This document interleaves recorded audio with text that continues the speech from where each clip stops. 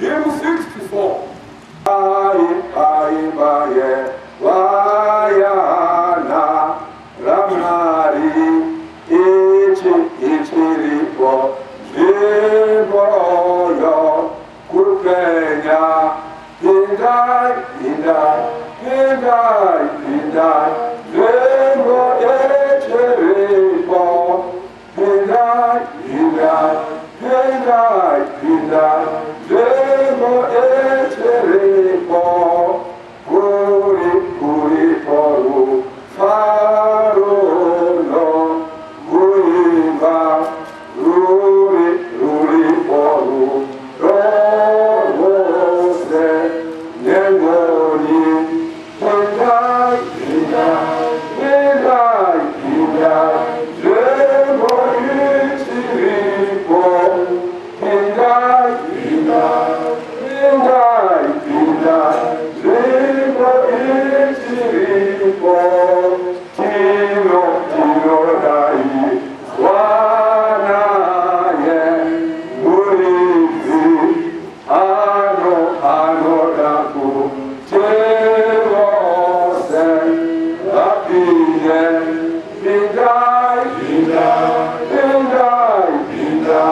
Jembo Ichiripo, Hindai, Jembo Ichiripo,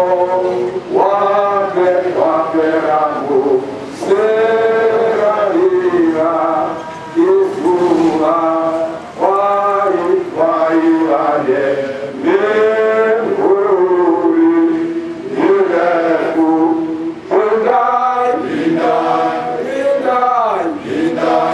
Jembo Ichiripo, Hindai, Jembo Ichiripo, Ima Yeshi, Sayona, Usara, Ucha Kasa, Ruriwa, Mukwasha, Hindai, Jembo Ichiripo, Hindai, Jembo Ichiripo, Checherakwa, Saruriwa, Ikundi, Kana Fiche, Zirimo, Aiko, Zirimo,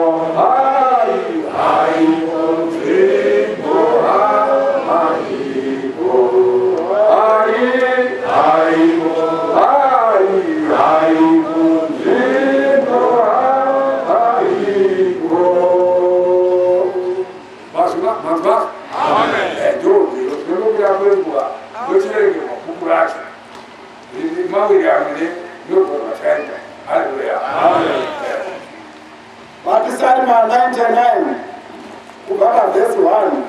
Jehovha mutsvene ngaarumbidzwe. Ndomusoro kunoti Jehovha mutsvene ngaarumbidzwe. Jehovha unobata ushe, vanhu ngavabvumbe. Iye ugere pakati pamakerubhi, nyika ngaisununguswe. Jehovha mukuru paZioni, uri kumusoro-soro kwavanhu vose. Unoziva kuti mava Zioni kai? Vakati kwaSioni musi wani? 17 February 1956. Vana mai havaziva vana kudarira. Yakaitwa Zioni rini? 17 February 1956. Ndakabvunza mesepa hakuna mukadzi hakuna munhu. Tiri vana kumana nevanasikana vari vavangirozi. Mugirozi kune ngirozi kati nengirozi. Asi ingirozi. Zvine siri vapostori vachiya. Varume nevai. Haleluya. Chinga nayo. Jehovha mukuru paZioni, uri kumusoro-soro kwavanhu vose. Ngavarumbidze zita renyu guru rinotyisa. Ndiye mutsvene. Simba ramambo rinoda